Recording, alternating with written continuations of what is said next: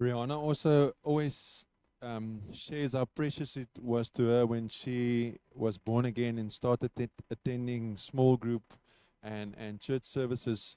How things that she experienced in a quiet time and she thought she was just imagining when she came to a church service or a small group, how other people were also saying that, how precious it is to know that God speaks to us.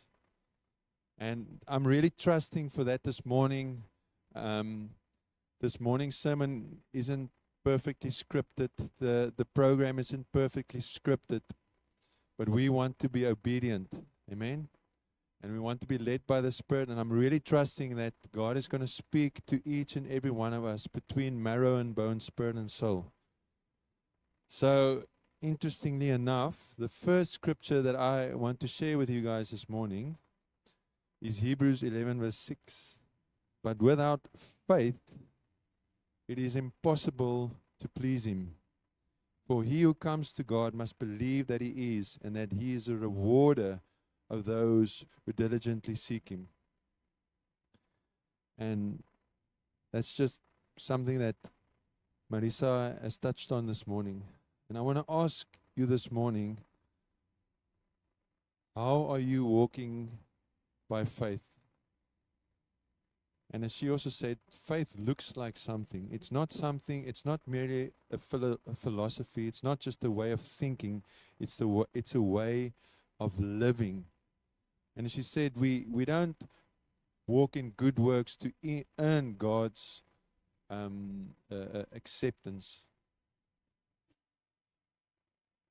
By faith, we receive that acceptance, that righteousness, and then our lives can't look the same if we truly realize that we are accepted by Holy God.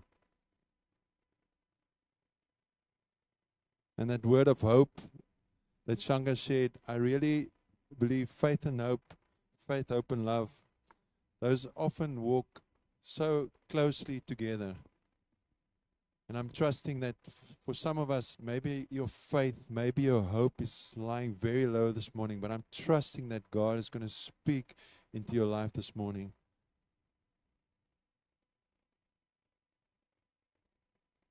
Awake, O faith. Awake, O faith. Father, we come and thank you this morning that you want to speak to us. Lord, beyond the words of man, Lord, through your Spirit, that your word will be alive in our lives, Lord. That your word, Lord God, will fill us, Lord God. That your word will stir faith in us, faith that looks like something. Pray that in Jesus' name. Okay. I want to ask a question. And I'm going to need some responses here. And don't worry, it's not a popularity thing. You don't need to say, you'll get what I'm saying. What sermon really stood out for you so far this year? It doesn't have to be one of my sermons, okay? I'm just doing a little test here. What sermon really stood out for you and you were like, yo, and you still, that word's still coming up for you every now and then? Anyone? Let's take 2 or 3 people. Yeah?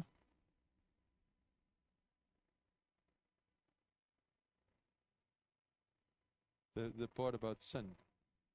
Okay. Okay. Thank you. Another one? Anyone else?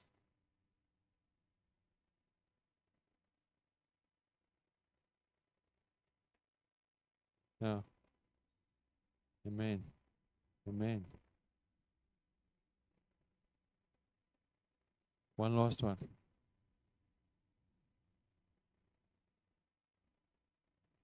Okay, let's try this side. That side is done very well. Go tell. Amen. Word in season. So it's very interesting. Or let me say this.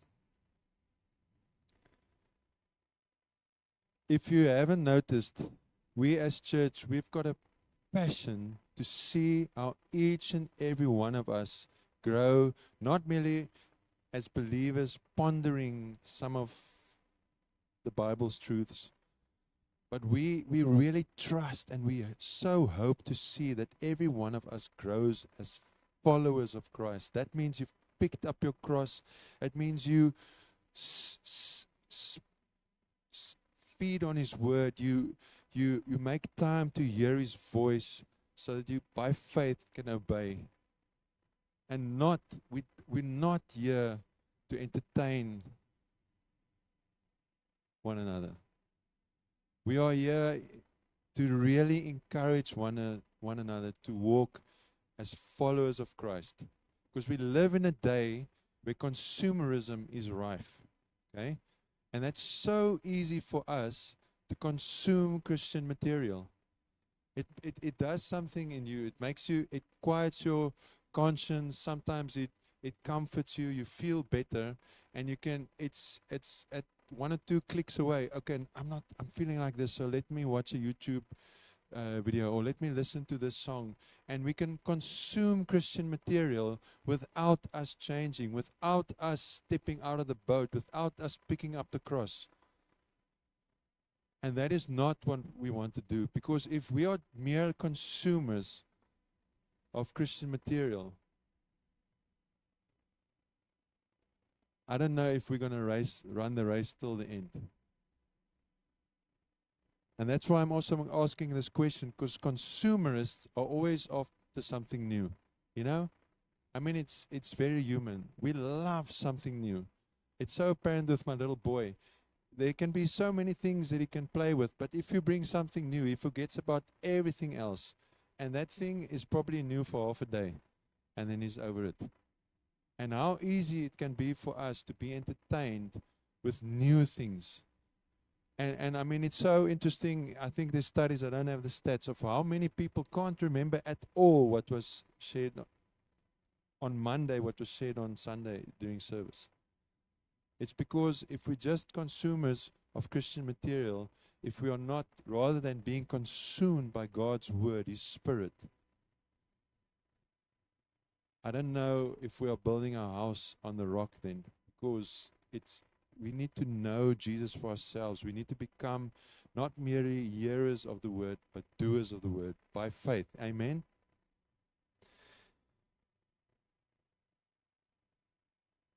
2 Thessalonians 2:15. Therefore, brethren, stand fast and hold to the traditions which you were taught, whether by word or by epistle. Hebrews 13:8. Jesus Christ is the same yesterday, today, and forever. Do not be carried about with various strange doctrines. It talks about, other translations, doctrines coming and going. Sometimes there's a new buzzword in Christianity, or some new movement, or some new ministry, and then everyone is so in awe of that and enthralled by that. But sometimes we need to recall what God has done. Psalm 77:11-12. I will remember the works of the Lord. Surely I will remember your wonders of old. I will also meditate on all your work and talk of your deeds. Isaiah 46:9. Remember the former things of old, for I am God and there is no other. I am God and there is none like me. So what am I getting at? Let's sit with the word that God speaks over us in certain seasons. Let us not jump to next things that are more entertaining or more interesting. Because that's the way that the world operates. I'm bored of this. What's the next series that I can watch? No. Sometimes we are looking for the next thing that God's going to do, but He wants us to deal with this word that is spoken to us in the moment.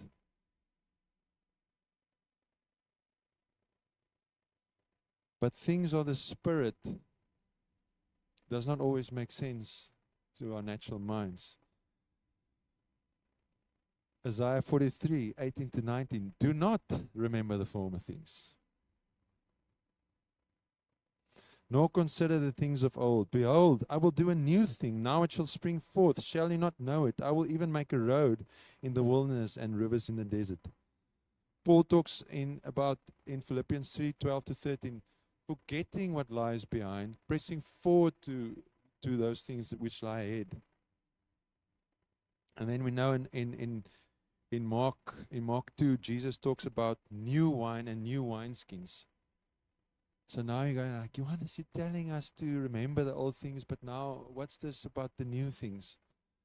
And so it is if we walk by the Spirit. 1 Corinthians 2, it talks about the natural man does not receive the things of the Spirit of God. Verse 14, for they are foolishness to him, nor can he know them, because they are spiritually discerned.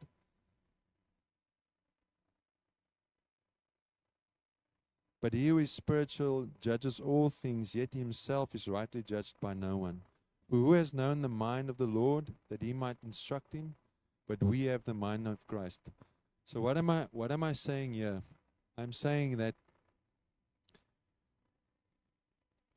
there are things that God has spoken over your life, and there are processes that He's started. Good, we know that scripture, the good works that He has started new, He will complete. Some of those things, some of us need to spend more time with, need to sit with that, and not just, no, God, I don't want to deal with this. Talk to me about something new.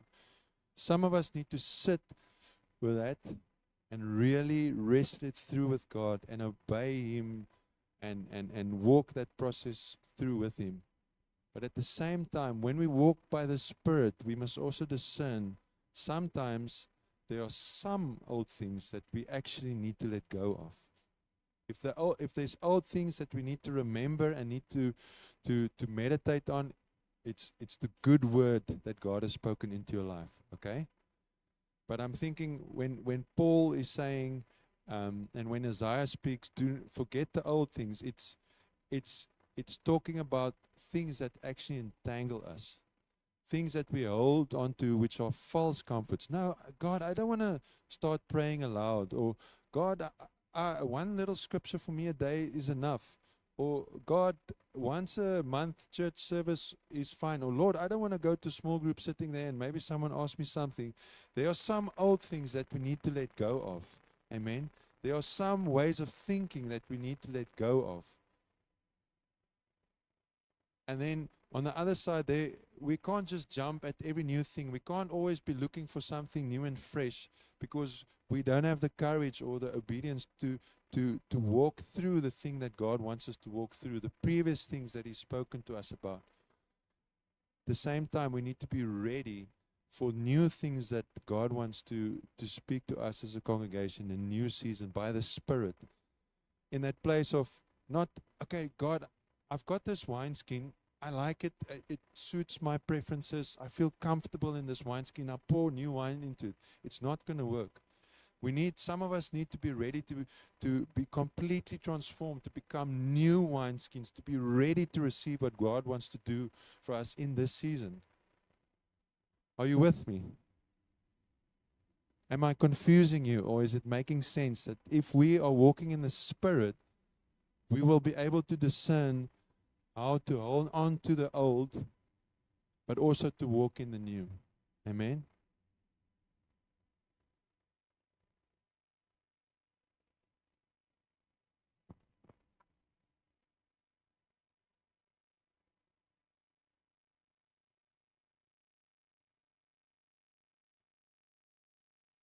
So, there's been a word coming through an intercession the last month or so.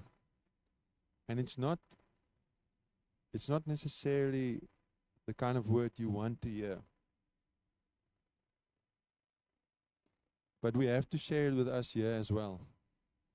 Okay? And it's that there's a slumber resting over us. You know that feeling when you wake up in the morning, and for some of us, you only really wake up after your first coffee, or some of us, you only wake up, you get out of bed at 7, but you're awake at 11. Okay? That kind of drowsy feeling. And that's not a place where we as believers want to be. Amen?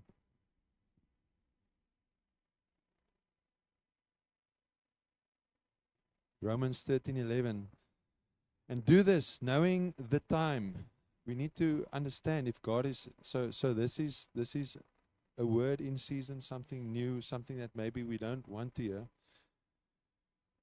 And do this knowing the time, When we walk in the Spirit, we need to discern the times that now is high time to awake out of sleep, for now our salvation is nearer than when we first believed.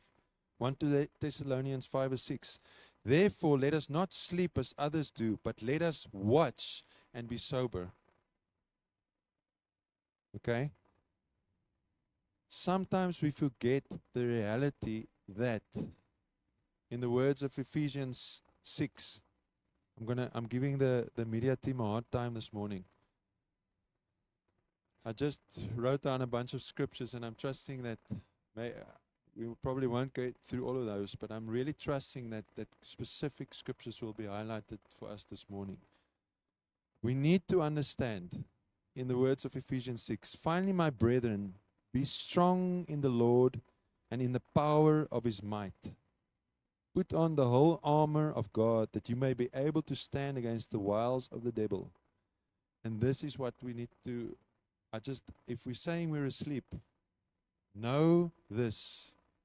It's so interesting how we watch movies and things, and we're so entertained and so in awe of supernatural things, but we think we're not living in a supernatural realm.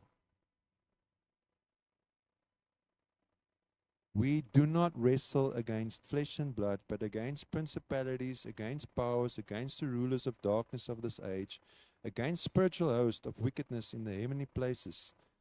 Therefore take up the whole armor of God, that you may be able to withstand in the evil day, and having done all, to stand.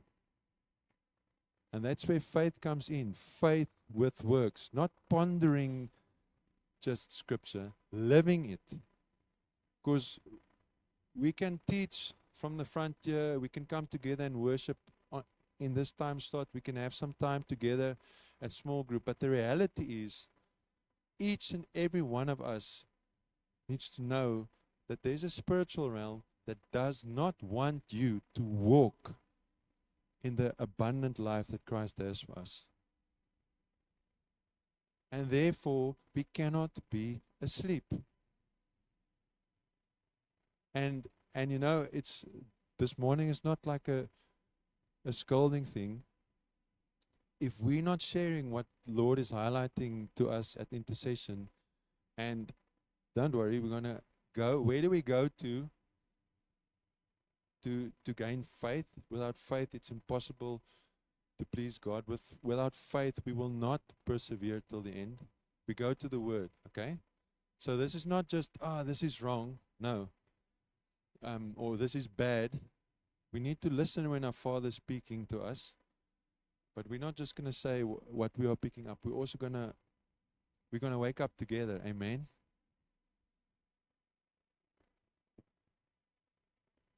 But we need to know that the spiritual realm is not a matter of fantasy or fairy tales. It's a reality.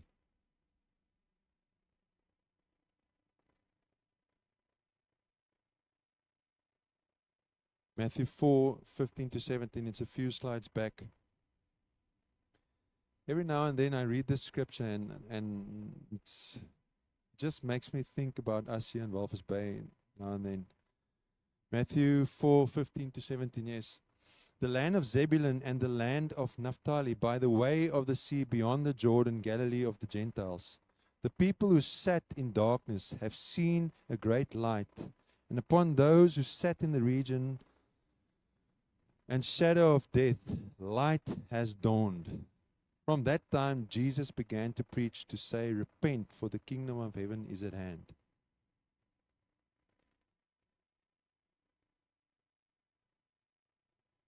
John 10:10, the thief does not come except to steal and to kill and to destroy. I have come that they may have life and that they may have it more abundantly. And this morning we were also just praying, if we're going to be honest, our town is filled with brokenness. And it was just shared in intercession this morning as well. Naturally, if we look at our roads, it's almost in the natural. It's broken. It's broken, and And I mean the stories of what's happening in people's lives.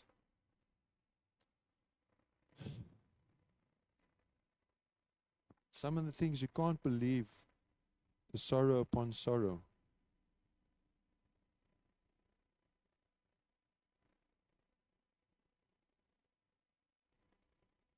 We see the reality of how the enemy comes to steal, kill, and destroy. It's not a game, it's not a fairy tale, it's reality.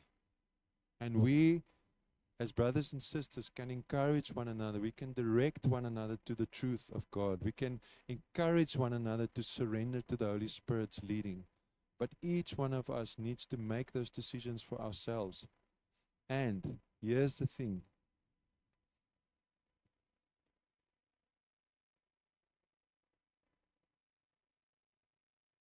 It does not need to lead to fear,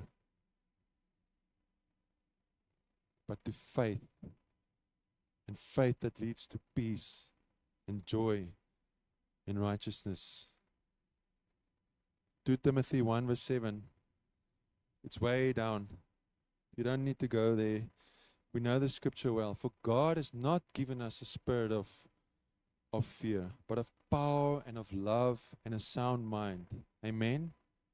So we can, just to remind us of the reality of the realm that we are living in, it's not to bring us to a place of fear. It's just to say, listen here, we cannot walk in our own strength. So if I talk about a little town by the seaside that is sitting in darkness like Naphtali and Zebulun, do not lose hope. Do not lose hope.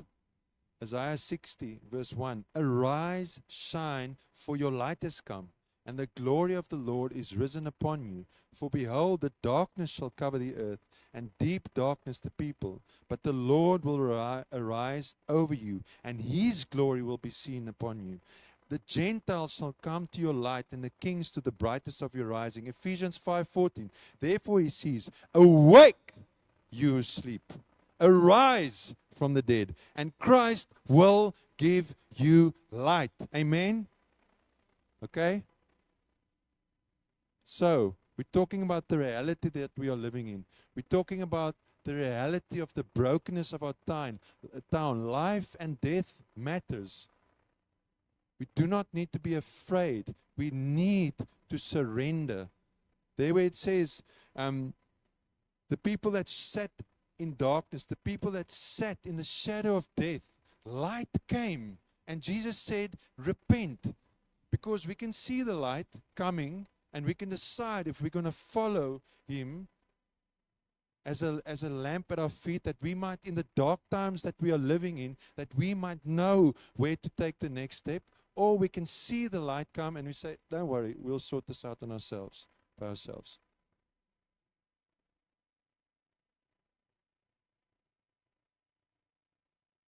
Are we just going to hear these things, or are we going to follow Christ?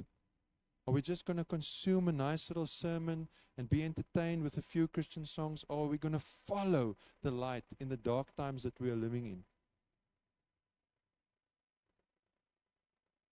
Because the reality is that the thief does not come except to steal, to kill, and destroy, and he is busy. But Christ, the light of the world,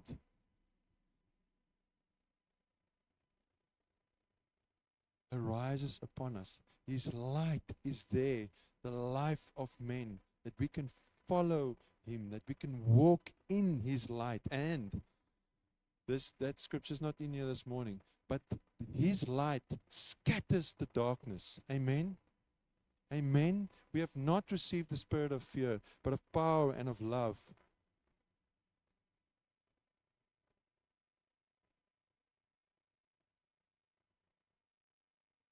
Something that I'm really praying, when I pray for us as congregation, I know, many of us, many of you are facing mountains.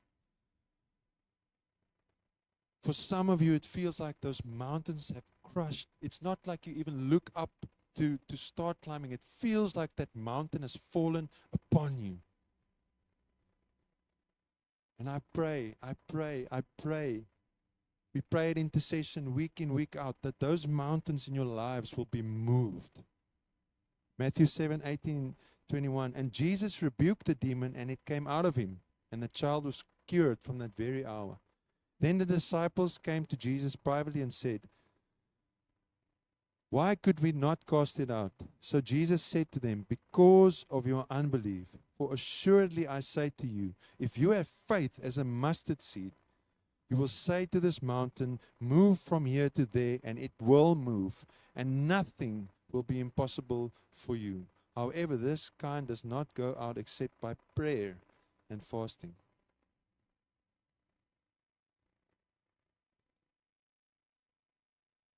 So this morning, I want to encourage you, do not stop walking by faith. Do not lose hope. Do not stop praising God, trusting God, standing upon His word. You know, sometimes I realize, oh, another mountain. And I think, okay, God, how would my faith be moved if there wasn't a mountain?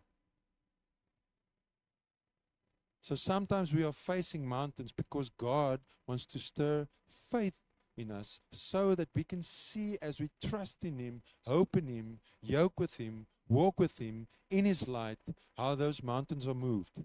Amen.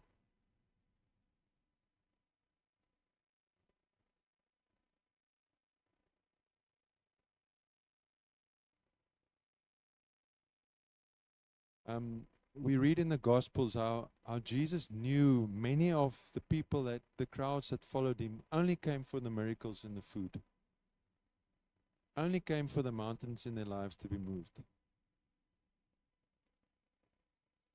We are not here to be consumers of His miracles, of the things He can give us, of the breakthroughs He can give us. Amen. I always say, a while ago we spoke about building our houses upon the rock. If you want to build your faith on a rock, then we have to build our faith upon who God is, His heart, His character, His nature. Amen. It's that thing where if that mountain feels like it's going to crush us, if that mountain feels like, if we look up at it and we want to despair, when we recall, then God is faithful. God is kind. God is holy. He will never leave me nor forsake me. God is good. He is kind. He is true. He is merciful. We need to build our house upon who He is, His heart. But at the same time, we'll lie if we say we do not need His hand. Okay? So it's that place where some of the crowd just came for the miracles. I don't know about you, but I know there are times that I really need a miracle from God. Amen. Some of us, like I say, I know you are facing mountains. And it's but the hand of God that can move those mountains. And we need to trust Him and ask Him by His hand to move those mountains. But let's seek Him for more than just moving mountains. Amen. It was so precious for me. One of my cousins came to visit me this week, and she's turning 40 this year, and I asked her, what can I pray for you? And she said, I'm still trusting for a husband. Ladies, maybe there are some of you that can relate to that. I'm still trusting for a husband, but also pray that I will remain strong in the faith till the end. Amen. How precious is that? It was so precious for me to hear that. There's a mountain in her life, but more than the mountain, she wants to remain in faith, in relationship with God. As followers, not consumers of the things that Christ can give us, as followers of Christ, we seek His heart and His hand. Amen.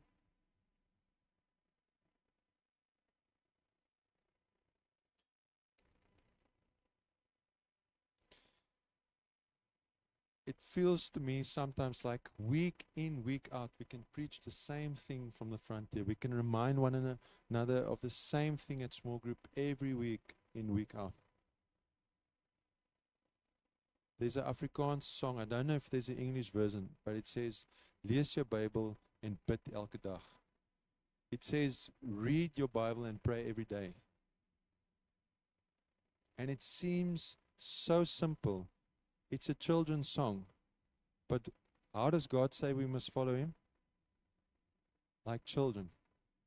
So this morning, if your faith is low, if your hope is low, if that mountain is crushing you, I'm telling you once again, we can just encourage, we can just point in a direction. But when we engage the Word of God, and if we start praying, talking to Him,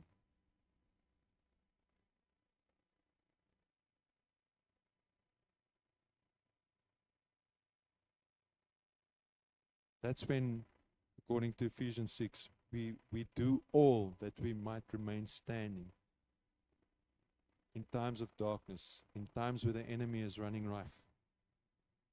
Matthew 4 verse 4, man shall not live by bread alone, but by every word that proceeds from the mouth of God.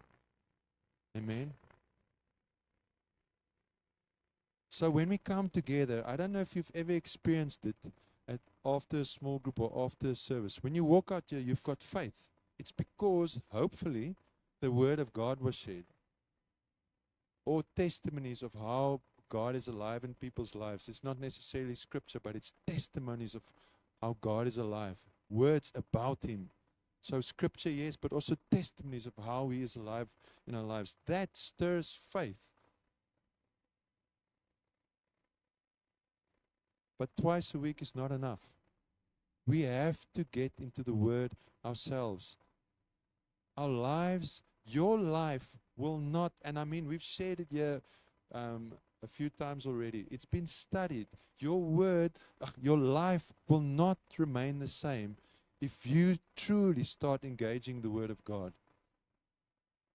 It cannot remain the same. Our minds, our lives are transformed by the renewal of our minds. Our minds are renewed as we engage the truth of God that sets free. Amen? Matthew 21 verse 13, and then He said to him, it is written, my house shall be called a house of prayer. Not a place of entertainment, not a place of buying and selling. That's the context of that scripture, where Jesus was quite angry with the people doing business in the temple.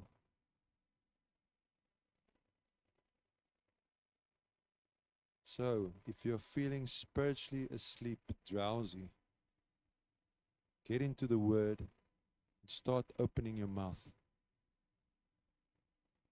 Luke 21:36. But stay awake at all times. Stay awake.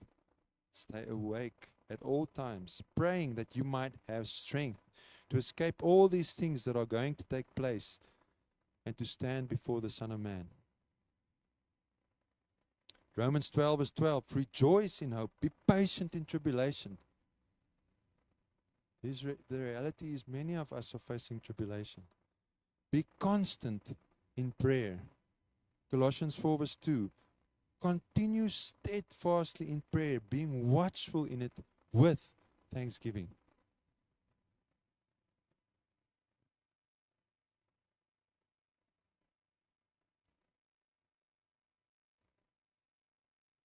Be constant in prayer. Be constant in prayer. Do not give up. Do not give up. Luke 18, 1-8. And He told them a parable to the effect that they ought always to pray and not to lose heart. Church, do not lose heart. He said, in a certain city there was a judge who neither feared God nor respected man. And there was a widow in that city who kept coming to him and saying, give me justice against my adversary. For a while he refused, but afterward he said to himself, though I neither fear God nor respect man, Yet because this widow keeps bothering me, I will give her justice, so that she will not beat me down by a continual coming. And the Lord said, hear what the unrighteous judge says. And will not God give justice to his elect, who cry to him day and night?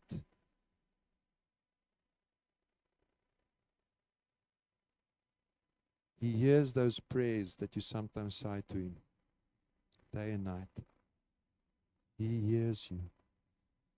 Will he delay longer over them? I tell you, he will give justice to them speedily. Listen to this. I read the scripture, and it just caught me again as we're also talking about faith. Nevertheless, when the Son of Man comes, will he find faith on earth?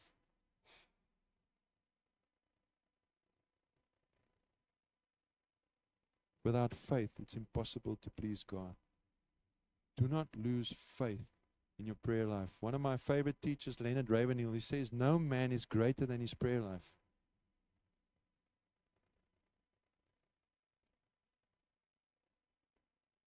There's a few scriptures, I'm not going to go through all of them this morning,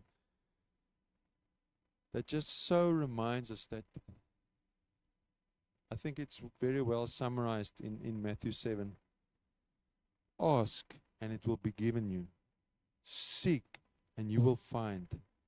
Knock, and it will be open to you. For everyone who asks receives, and he who seeks finds, and to him who knocks it will be open.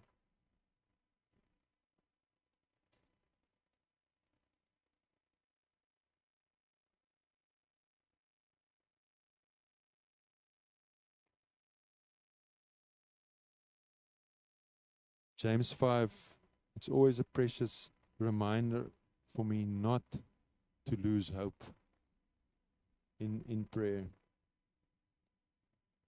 Verse 16 says, confess your trespasses to one another and pray for one another that you may be healed.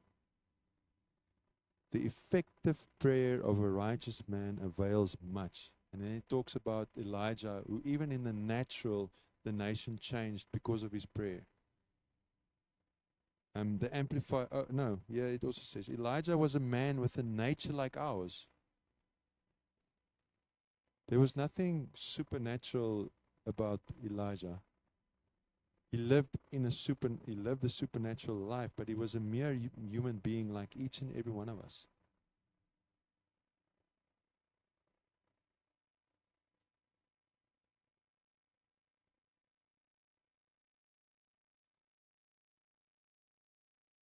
Let's get into the Word, that the Word of God can get into us so that we can pray by faith. Praying Scripture is one of the most powerful ways to tell mountains to go fall in the sea. Amen. My mother is visiting us from South Africa this week. So precious. Also the timing.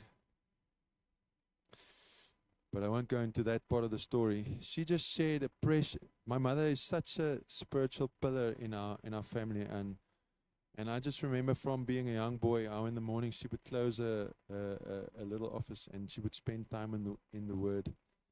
And if you talk to her at the moment, the one thing that she will say, this is going on in South Africa, and this is going on in the world, and this is what we see happening in schools. But then I just know we shouldn't stop praying. And just the amazing testimony that she shared from our hometown, Paul, where when I worked at the hospital there were certain neighborhoods where the ambulances wouldn't go in without police escort.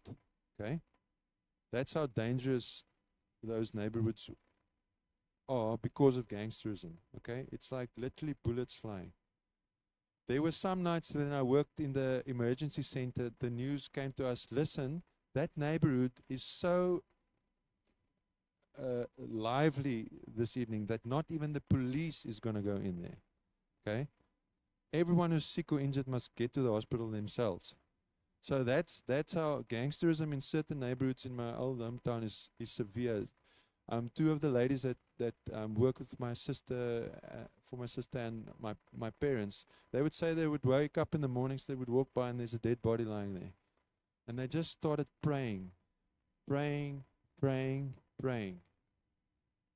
And over this Easter weekend, they just testified there was such a peaceful atmosphere in the neighborhood. They heard some music there somewhere in the distance, and it came out that it was one of the old gangsters who had come to Christ, who was making potjiekos for some of the other gangsters who had recently come to salvation.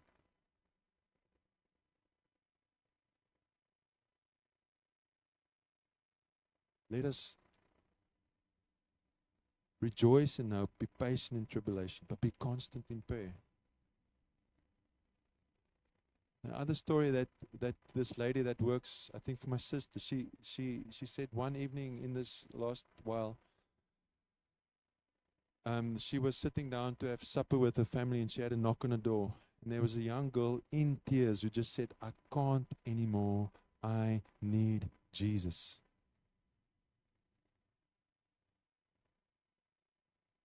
This lady is not a pastor. She helps. She's my sister's children's nanny. She's not a pastor. She's also a lady just like us, mere humans, fervent in prayer, effective in prayer. Let's wake up. Let's wake up. Christ wants to shine His light through us. We pass through over it quickly, Isaiah 60. Arise, shine, for your light has come, and the glory of the Lord is risen upon you. Yes, you've got tribulation. Yes, you are facing mountains. Yes, there is sorrow maybe in your life. But God, the glory of the Lord is risen upon us. For behold, darkness shall cover the earth, and deep darkness the people, but the Lord will arise over you, and His glory will be seen upon you. The Gentiles shall come to your light, and kings to the brightness of your rising. Imagine that. Imagine that. All that you are doing is reading your Bible, praying every day, and saying, Lord, here I am. I'm wretched. I'm weak, but I'm willing. Knock at the door. I see something in your life. Please, I want to know this Jesus. That is not merely, that's not pastors or the YouTube guy that can do that. Each and every one of us, even though you're facing mountains, God wants to shine that light through us. Amen.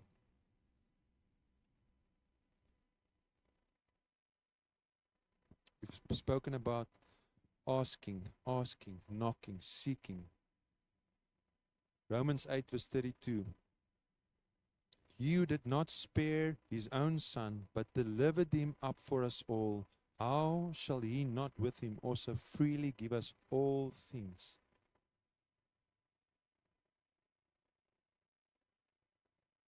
We shared it over Easter weekend when Jesus said on the cross, it is finished. When the veil was torn, you are included in those words. Each and every one of us have been included in those words. It is finished. Accept that sacrifice. Accept it. Jesus says over your life. Maybe some of us are sitting here this morning saying, "Oh, Johannes, I don't think God can shine His light through me. You don't know what I've done. You don't know where I'm at." You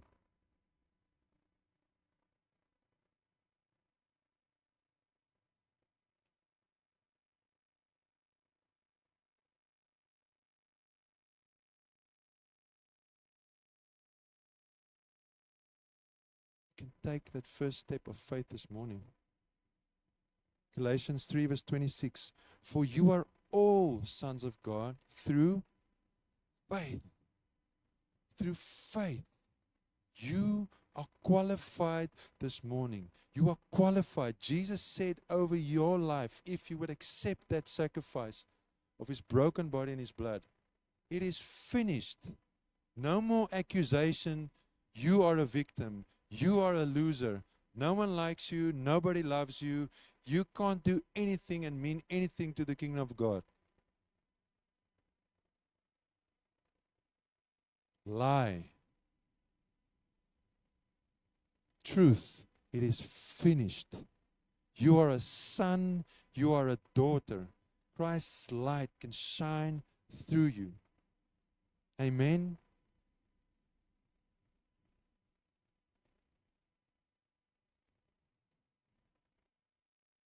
Okay. I'm trusting the other 2 hours of scriptures I've got here. You guys are ready to just take a break and then we come back again, right? No, I'm joking. No. I'm trusting this morning that will be for next time. I believe that, and I'm trusting that the Lord has already ministered to your heart this morning. So I want us to respond to this. We're going to take communion. So if the ushers can just help us in serving that to the congregation, that would be great, guys.